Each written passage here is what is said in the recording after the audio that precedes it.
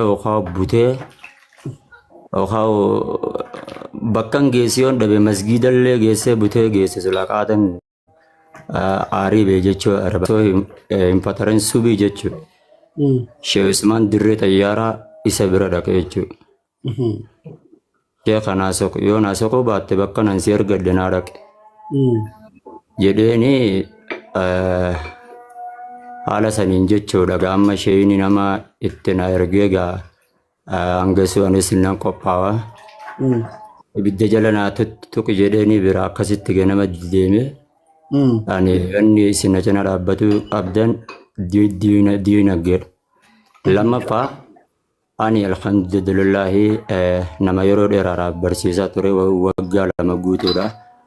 Waggaa lamaan kana keessatti kitaabban garagaraa. Nasraa galcha. Yoo gamti kaate. Nasraa galcha. Barataa nama yeroo hedduu barsiisaa ture irraa tokko ijoolleen xiyya saanaa galatoomanii ijoolleen xiyya halkan guyyaa barsiisuu irraa kan ka'e gammachuu keessa wallaahi gammachuu fi waan obboleessi yookaan obboleettiin obboleessaa gootu naa godhanii lafa takka naa bitanii turan jechuudha Hararuma keessaa. Magaalaa Harar. Bara dheengaddaachee. Ammaree fi waan akkana Ustaaz Kamaal nutti himnaani yoo manni maqaa isiitiin jiraate hoo mucayyoon lubbuu ofiitu ishee kana dhoggattee mana mana ishiiti dhiisa ali asri dhiifama wajji waa'ee san maqaa ishiiti fi kana dhiisa ani amma mudannoo na mudattirran isin yaasuu tura malee waan san dhiisa tokko kana achirraa kan kee silaanii osoon silaa miyyuma tanaa isin dura dhaabbadee yookaan waan agalcha jechuu hin turreettu ture. Haa ta'u namni jaalala namaa qabu yoo xiqqeeqa ofii maratee miskiinummaadhaan daabboo ofiititti yookaan shaayii abbaa mana ofiititti galuu ni danda'u jaalala namarraa abaatee duniyaan harka rabbii jirti indafti jechuu barbaade.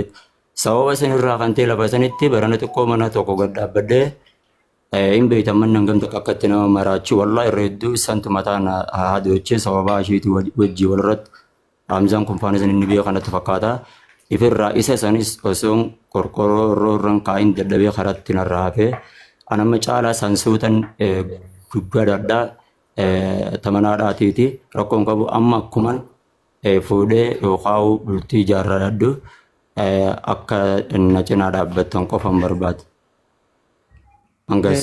Waan tokko mee dhiifama maamee keenya kin jeeti waa lama qofa wanni nuti ifaa bilisa feenu si cinaa dhaabbannee waan ati yaaddee olillee akkasii goonutti waa lama qofa wanni nuti sirraa barbaadu. Mixiyoo tana hiiktee moo hin hiikne tokko lammaffaa manni maqaa keetiin galmaa'ee jira moo maqaa isiitiin galmaa'ee jira waanuma lamaan kan ifa nuu godhi tasanii achi nutu irra gabbuudhee guyyaa arraa si eegama.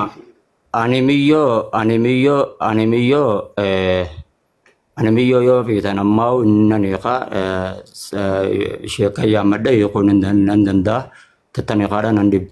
Tammanaadhaa lafas addatti bitadhee manas addatti waan kiyyaan ijaarradhee ani akka nama kaanititti maallaqa naa. Hamzaa Shimbuusi gadiin bu'a. Hamzaa Shimbuusi bakka. Angas naa godhee jedheenillee hin beeku dhiifama jechuu barbaadeeti. Yookaan waan kana naa godhi yookaan na gargaarii inis jedheenis illee hin beeku waan ta'eef mana ani ijoolluma xiyyaatiittu naa gadi dhaabe waan ta'eef sun hundinuu maqaa kiyyaan jira ishii dura lafa immoo ishii durattan godhan. Yookaan mana. Jaalibsaa galchaa jaalibsaa fi nasra kalee fide dubbii kana bareeda hayyee taraa jaalibsaa galchaa. Waan kana keessatti eega isiin qooda kana keessaa uumaan qabaanne dhalaan takka eega bultii hin barbaadu watte wanni kannaniif hin jiru. Wanni isiin fudhattu jibbaadha maqaa jibbaa jedhamu waan fudhattu jira. Waan kiyyaan maarreef godhe waan jettu qabdi. Kanarratti eega isiin as keessaa uumaan qabaanne obboleeyyan kiyya warri as jirtan kun gara nama 9,000 as jirtanii miti. Obboleessa keenya kana tabeellama hin qabne itti qabanneeti namuu. Maaliif qabanna kun ammuma waan dandayan kuma tokko irraa kaasanii akkuma itti haguurani namni kanuma maal gootaa itti qaban.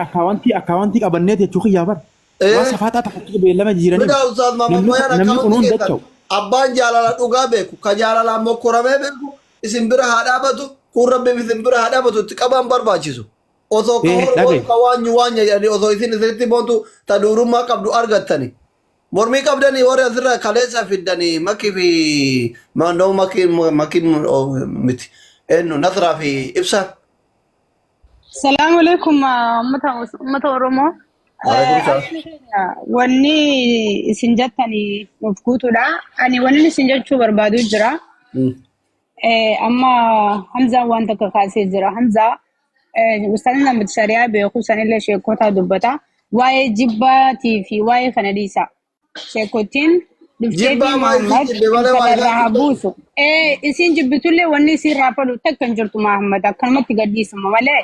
Wanni si jubbaa fi kana jee gaafatu hin jirtu. Yoo araaramanillee rakkoon qabu yoo yaada jijjiirte.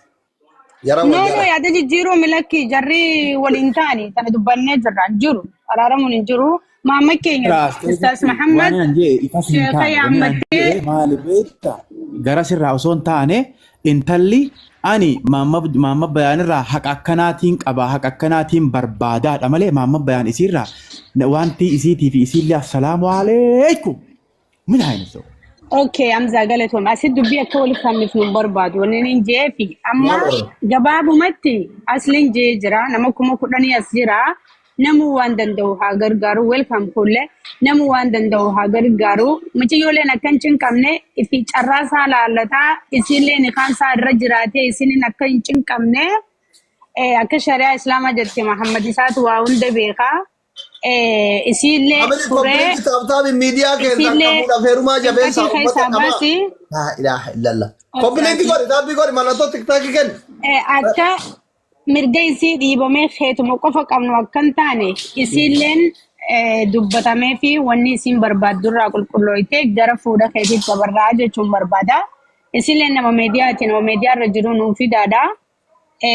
Nuti waa'ee kanarraan beeknu waa'ee niqaa sheekootii wajjiniin. Aboo ani maaliin fudhabeeta yaa buleeyyan kiyya dhiifama naa godhaati.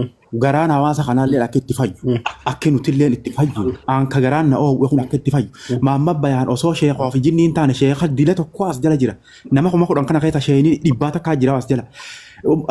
Asumarratti ashhadu an laa ilaaha illallah sadeenitti muxuruq irraa haa godhu wallahi garaan na gubate rabbi muxuruq haa godhu. Hamza ila Hamza ani ila beeka ani nama murannoo ibsa Hamza yeroo takka ani nama murannoo qabu murannoo kiyyarra abbaan fedhe booda na deebisuu hin danda'u. Ani tokkoon ani nama diiniiti nama barsiisa amantaadhaatiiti. Yoo yaadattan yerootan kiyya ustaazan kiyya hedduu birattan tuffatame daa'iiwwan hedduu birattan tuffatame ani nama naan maltu laalladhee amma sababaa sanii irratti wallahi aaree mana hulaala makereeffadhee silaa isunarra waa qabaadhee qaata meeshaatti bitadhee qaatatti silaa ruuzamanaa deemee gurguradha. Ani waa takkallee hin naaseen waa takkallee hayyeen jeenaadha. Akka ani miiliyoon ani fuudhe na biratti habba takka isinuu hin agarsiisu yoo barbaaddanis. Dhageessanii yookaan sagaluma ishee qaba hin jiraa miti yookaan itti coqqaaleetan. Gurraacha mana ishiitiin hijaaba ishiitiin niqaaba ishii qofa agartan jechuu barbaanneeti. Hamza Nasraan waan jedhani kunoodha akkana jedhan ustaaza gaafii Hamzaaf Nasraatti kiyyaa miti gaafii hawaasa baay'eetillee wujaarri waan jedhan kunoo amma nama kuma kudhaniin as jirraa obboleewwan kee gaddi kee gadda keenna si gammachiisuu qabnu jennee nama kudhaniin as jirra biyya guutu as jira maarree. Eega yaada kaaftee Ustaaz Usmaanin birallee dhayxe. Eega isillee wal ta'uu diddan isillee cinqinii. Isii tana xahaarsi ka'i. Sisi waan dandeenyu si bira dhaabannee ammuma as garagalee sitti fuunaa jedhan. Hin ta'uu namni kun ammaan tana hafuura si fudhachiisa. Bar namni kun kudhan kaas jiru kun anarraa taakka wanti fudhadhee asirraa ammaan tana hafuura si fudhachiisa. Ammaan tana irraa mul'atu kolmee nu duratti. Abu Hamza ke jarabat Hamzisha sin jala dadabado Debi Bang kuni nama mantiti Nama Isana Debi sari koi Bisa